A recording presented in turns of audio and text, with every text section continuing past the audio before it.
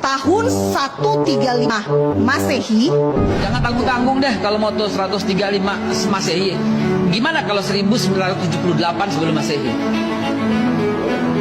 Hah?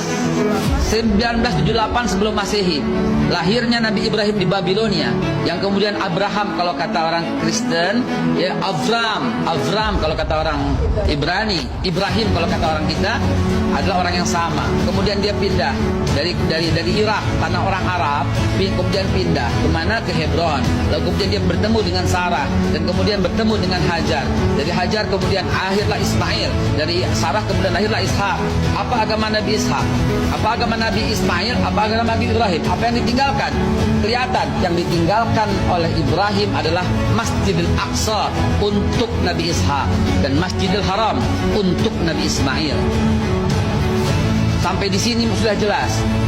Kemana Kristen? Belum ada, Mbak. 325 Masehi ntar, Pak. Dengan Konstantinus nanti di Konsili Nisea. Yahudi udah ada? Belum ada, Mbak. 930 when King Solomon died, divided kingdom of Israel. Baru pecah dua kerajaan Israel ketika Nabi Sulaiman wafat. Kalau mau cerita jangan tanggung-tanggung. Sejak awal manusia aja saya bisa ceritain sekarang. Jangan tanggung-tanggung. Berarti kita nggak cukup babe kalau Kemudian setelah Nabi Allah Ishak memiliki anak, anaknya dikasih nama Israel alias Yakub. Israel, Isra, jalanan Il Tuhan.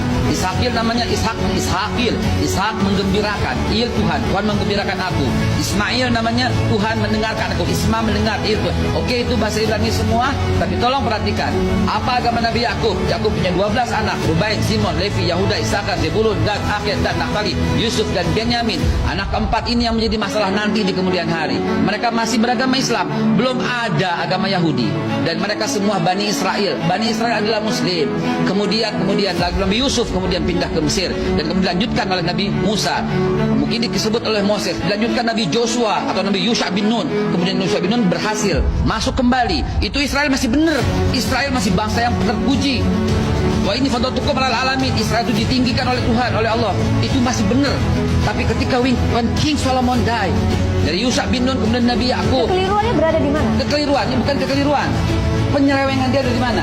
Dari awal muasal ketika dia membangkang dengan Nabi Musa memaafkannya.